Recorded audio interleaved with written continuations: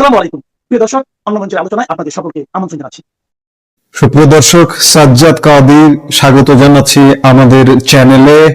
এই মুহূর্তে আলাপ করতে চাই, শেখ হাসিনা কি সত্যিই দেশে ফেরার রোডম্যাপ ঘোষণা করতে যাচ্ছেন, নাকি বুধবারের এই সংবাদ সম্মেলন ঘিরে শুরু হয়েছে নতুন রাজনৈতিক লড়াই? বাংলাদেশের রাজনীতিতে আবারও কেন্দ্রবিন্দুতে উঠে এসেছে একটি বহুল আলোচিত প্রশ্ন, শেখ হাসিনা কি দেশে ফেরার আনুষ্ঠানিক রূপরেখা ঘোষণা করতে যাচ্ছেন? একদিকে দিল্লিতে একটি ঘোষিত সংবাদ সম্মেলন, অন্যদিকে সেটিকে ঘিরে বাংলাদেশের রাজনৈতিক ও আইনি বিতর্ক। এর মাঝে সামাজিক যোগাযোগ মাধ্যমে একাধিক বক্তব্য, পাল্টা বক্তব্য এবং অভিযোগ প্রতি আরোপ নতুন করে আলোচনার জন্ম দিয়েছে। এই মুহূর্তে ভিডিওতে আমরা দেখব কি ঘোষণা এসেছে, কে কি বলছেন, কোথায় মতপার্থক্য তৈরি হয়েছে এবং এই ঘটনা প্রবাহের রাজনৈতিক তাৎপর্য কি হতে পারে। চলুন শুরু করা যাক। বাংলাদেশের সাবেক প্রধানমন্ত্রী শেখ হাসিনাকে ঘিরে গত কয়েকদিন ধরেই নানা আলোচনা চলছিল।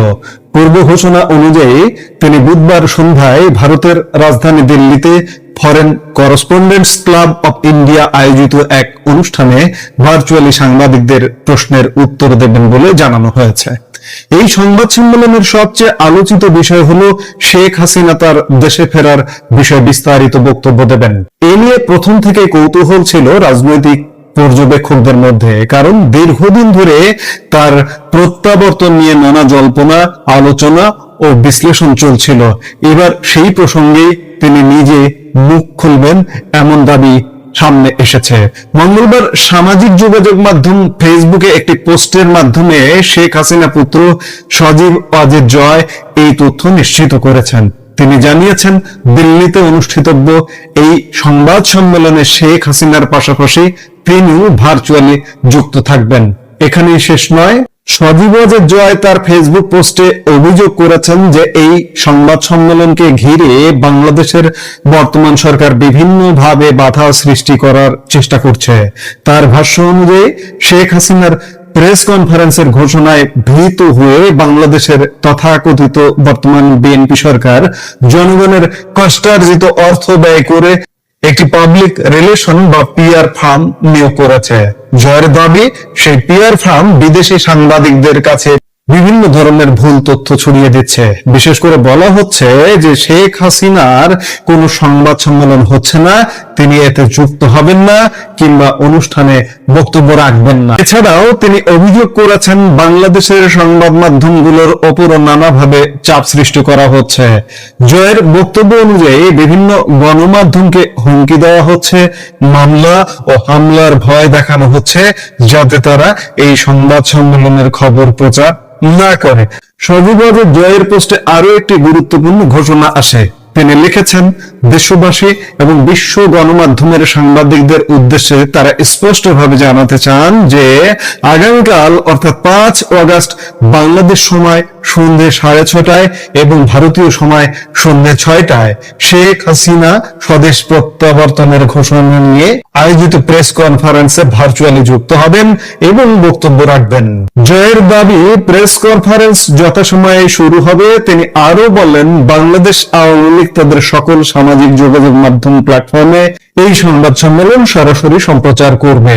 পোস্টের শেষ অংশে তিনি উল্লেখ করেন, সব ধরনের ষড়যন্ত্র এবং অতি কথনের জবাব শেখ হাসিনা মেজ মুখে দেবেন। অন্যদিকে এই ঘটনার ঠিক একই দিনে ঢাকায় আরেকটি গুরুত্বপূর্ণ বক্তব্য সামনে আসে। মঙ্গলবার ঢাকায় প্রধানমন্ত্রী তারেক রহমানের এক উপদেষ্টা হিসেবে পরিচিত জাহিদুর রহমান সাংবাদিকদের সঙ্গে কথা বলেন। তিনি দাবি করেন, শেখ হাসিনার বক্তব্য প্রচারের ওপর বাংলাদেশের আদালতের নিষেধাজ্ঞা রয়েছে। এ কারণে তিনি দেশের সংবাদ মাধ্যমগুলোকে সতর্ক করেন যে বুধবারের অনুষ্ঠান প্রচার করা থেকে বিরত থাকতে হবে। জাহিদুর রহমান আরো বলেন, আদালতের নির্দেশ অমান্য করে কেউ যদি শেখ হাসিনার বক্তব্য প্রচার করে তাহলে সংশ্লিষ্টদের বিরুদ্ধে আইনানুগ ব্যবস্থা নেওয়া হবে। ফলে একদিকে দিল্লি থেকে সংবাদ সম্মেলন হওয়ার দৃঢ় ঘোষণা, অন্যদিকে ঢাকায় সেটি প্রচার নিয়ে আইনি সতর্ক বার্তা। এই দুই অবস্থান নতুন করে রাজনৈতিক বিতর্কের জন্ম দিয়েছে। এখন প্রশ্ন হলো, এই ঘটনা প্রবাহের তাৎপর্য কোথায়? প্রথমত, শেখ হাসিনা যদি সত্যি দেশে ফেরার বিষয়ে বিস্তারিত বক্তব্য দেন, তাহলে সেটি বাংলাদেশের চলমান রাজনৈতিক আলোচনায় একটি গুরুত্বপূর্ণ ঘটনা হয়ে উঠতে পারে। দ্বিতীয়ত, এই সংবাদ সম্মেলন ঘিরে যে অভিযোগ এবং পাল্টা অভিযোগ সামনে এসেছে, তা থেকে বোঝা যায় বিষয়টি শুধু একটি প্রেস ব্রিফিং এর মধ্যেই সীমাবদ্ধ নেই, বরং এটি রাজনৈতিক যোগাযোগ, জনমত এবং তথ্য প্রবাহ সবকিছুর সঙ্গেই সম্পর্কিত একটি বড় ইস্যুতে পরিণত হয়েছে। তৃতীয়ত, আন্তর্জাতিক সাংবাদিকদের সামনে বক্তব্য দেওয়ার পরিকল্পনা এবং একই সঙ্গে দেশের অভ্যন্তরে প্রচার নিয়ে বিতর্ক, এই দুই বাস্তবতা ভবিষ্যতে আরো আলোচনা সৃষ্টি করতে পারে। তবে এখানে একটি বিষয় পরিষ্কারভাবে মনে রাখা জরুরি, সজীবদের জয়ের অভিযোগ, সরকারের বিরুদ্ধে আনা বিভিন্ন দাবি এবং জাহিদুর রহমানের বক্তব্য, এসবই সংশ্লিষ্ট পক্ষগুলোর নিজস্ব অবস্থান ও দাবি। এসব বিষয়ে চূড়ান্ত সত্যতা নির্ধারণ সংশ্লিষ্ট কর্তৃপক্ষের আনুষ্ঠানিক তথ্য, আদালতের নথি এবং পরবর্তী ঘটনা প্রবাহের ওপর নির্ভর করবে। এখন সবার নজর বুধবার সন্ধ্যার সেই সংবাদ সম্মেলনের দিকে। সেখানে শেখ হাসিনা ঠিক কি বলেন, তিনি দেশে ফেরার বিষয়ে কি ধরনের পরিকল্পনা বা ঘোষণা দেন, সাংবাদিকদের প্রশ্নের উত্তরে নতুন কোনো রাজনৈতিক বার্তা দেন কিনা, আর সেই বক্তব্য বাংলাদেশের রাজনীতিতে কি ধরনের নতুন আলোচনা তৈরি করে, এই প্রশ্নগুলোর উত্তরে নির্ধারণ করবে পরবর্তী রাজনৈতিক বিতর্কের দিক নির্দেশনা। আপনার কি মনে হয়, শেখ হাসিনার এই ঘোষিত সংবাদ সম্মেলন বাংলাদেশের রাজনীতিতে নতুন অধ্যায়ের সূচনা করবে, নাকি এটি শুধুই চলমান রাজনৈতিক বক্তব্যের আরেকটি পর্ব?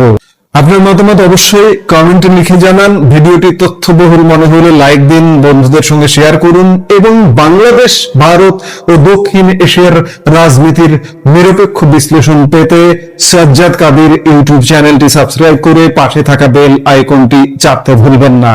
পরবর্তী বিশ্লেষণে আবারও আপনাদের সঙ্গে দেখা হবার আশা রেখে বিদায় নিচ্ছি। সে পর্যন্ত ভালো থাকুন, সুস্থ থাকুন। আমাদের ভিডিওগুলো নিয়মিত পেতে সাবস্ক্রাইব করুন। আলোচিত জুলাই বিপ্লবী বা জুলাই যোদ্ধা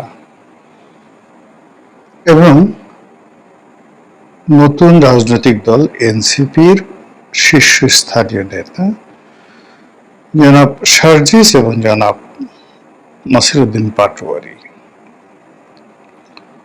সাম্প্রতিক সময়ে তারা যে রাজনৈতিক বিপত্তির মধ্যে পড়েছেন এবং বলতে গেলে একটা অসম যুদ্ধ করতে গিয়ে প্রায় প্রতিদিনই তারা যেভাবে লাঞ্ছিত এবং অপমানিত হচ্ছেন, এতে করে আমাদের রাজনীতির যে এই মুহূর্তে যে সমীকরণ, সেই সমীকরণটি আসলে উল্টে যাচ্ছে। মূল ব্যাপার হলো, যখনই আপনি কাউকে তুচ্ছ তাচ্ছিল্য করবেন,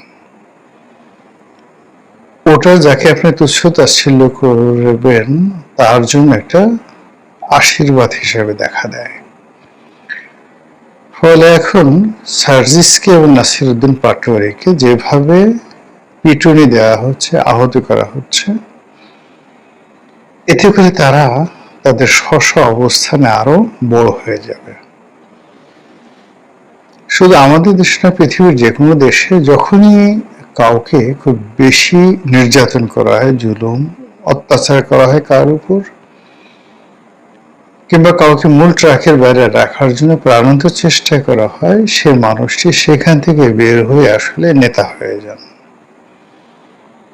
সেই প্রাচীন জামানাতে দাস বিদ্রোহ, প্রথম রোমানদের মধ্যে যে দাস বিদ্রোহ হয়েছিল, সেই বিদ্রোহের নেতা যেভাবে তৈরি হয়েছিলেন, একইভাবে চে গুয়েভারা, তারপর Ellis Vladimir Lenin, Fidel Castro, আমাদের বাংলাদেশে বঙ্গবন্ধু শেখ মুজিবুর রহমান এবং ভারতে মহাত্মা গান্ধী, এই নেতাগুলো কিন্তু তুচ্ছ এবং তাচ্ছিল্য যারা করেছেন তাদেরকে তাদের মুখের উপরে মানে একটা ঐতিহাসিক জবাব দিয়ে তারা জাতির ভাগ্য বিধাতা বনে গিয়েছেন।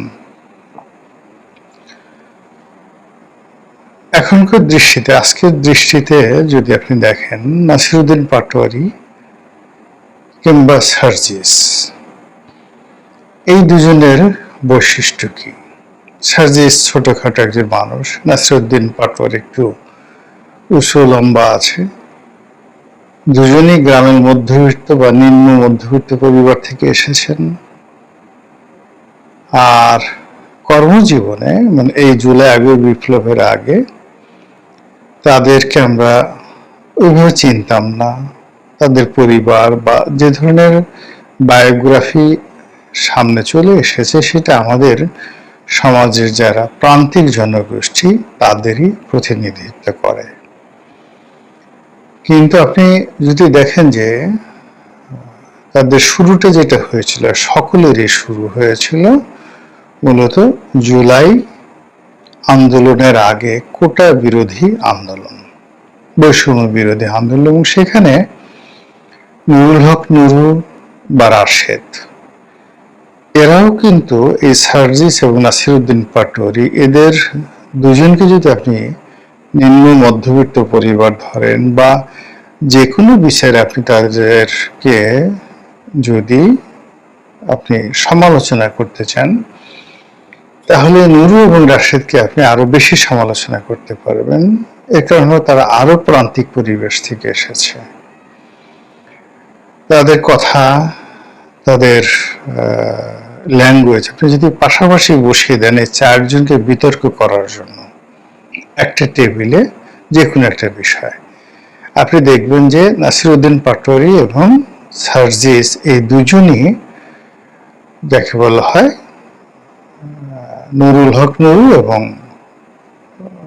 রাশেদ, এদের চাইতে ভালো করবেন, খারাপ করবেন না। যদিও রাশেদ এবং নুরু এদের নেতা ছিলেন বৈষম্যবিরোধী আন্দোলনে।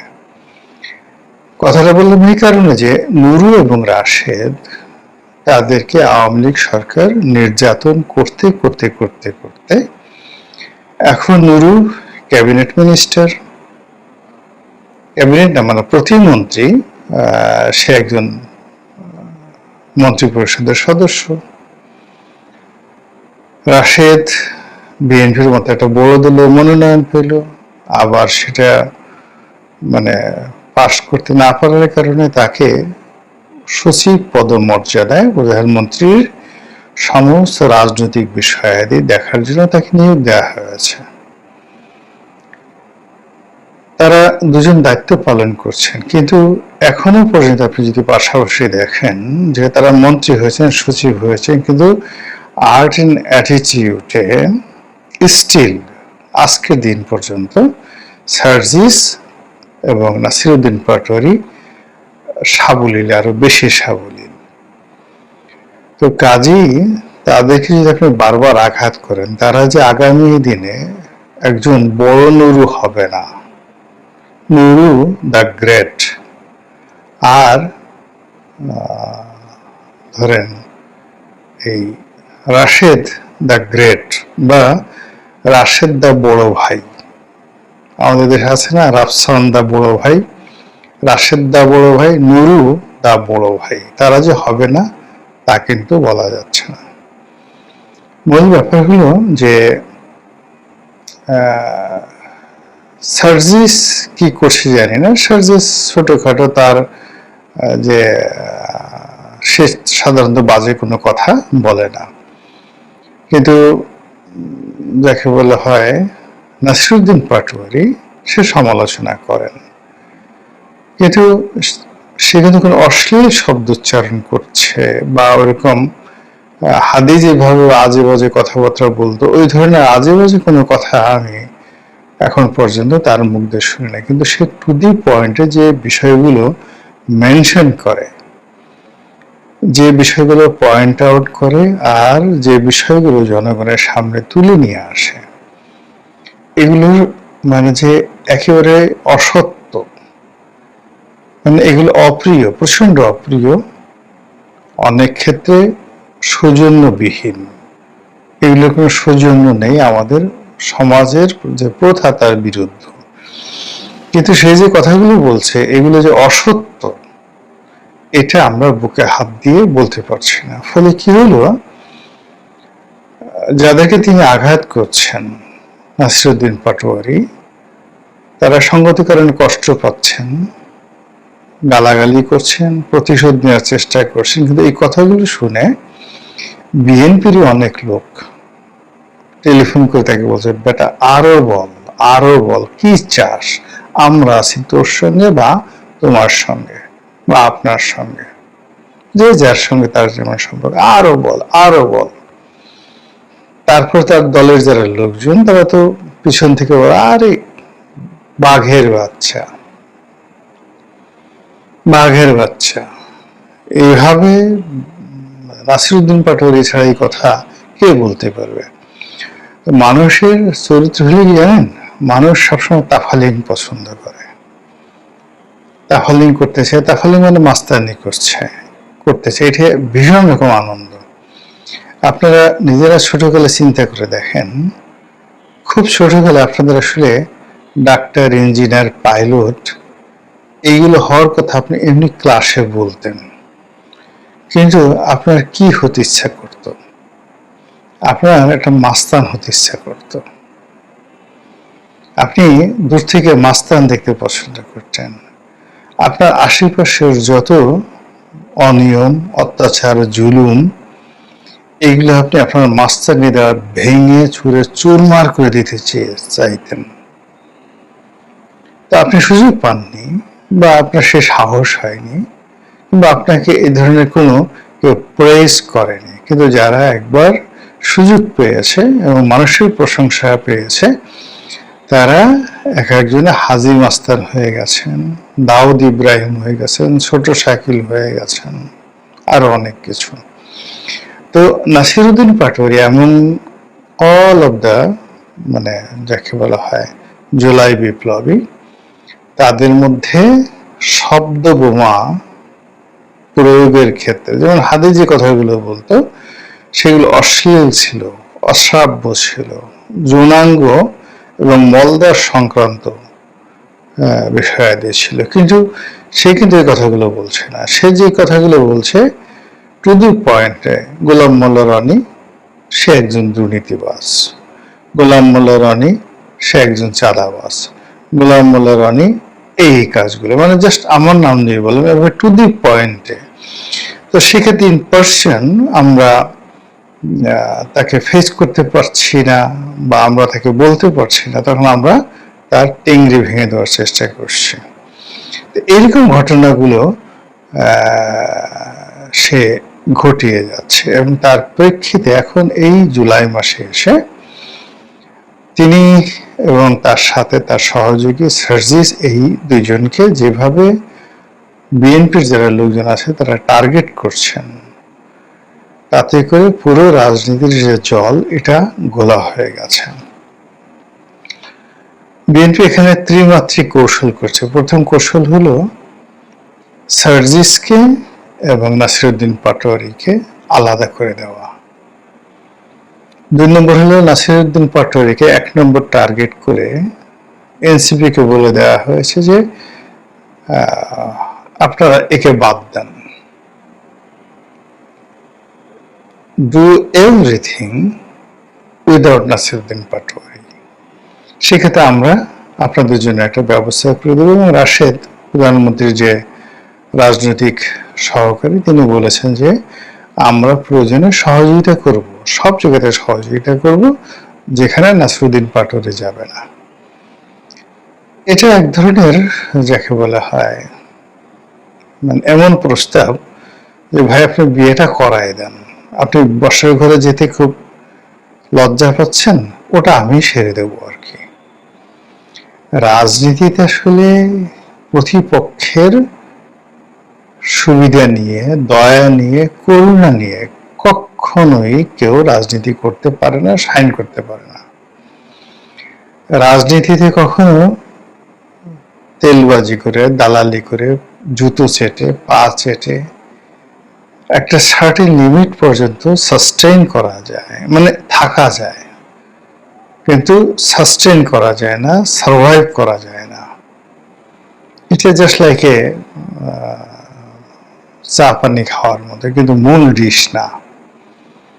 রাজনীতিতে টিকতে হলে লড়াই করে, সংগ্রাম করে করতে হবে। এবং নেতা হতে হলে, নেতা আসলে ফকির মিসকিনের মধ্যে থেকে কখনো নেতা হয় না। নেতাকে অর্থনৈতিকভাবে সবল হতে হবে, সচ্ছল হতে হবে, অন্য সবার সাথে শিক্ষিত হতে হবে, মার্জিত হতে হবে, সবার চেয়ে সাহস বেশি থাকতে হবে। তো সেক্ষেত্রে আমাদের রাজনীতির এটা অকাল। অকাল হল আপনি নাসিরুদ্দিন পাটোয়ারি বলেন, সার্জিস বলেন, তারপরে অন্যান্য যারা বলেন, তারপর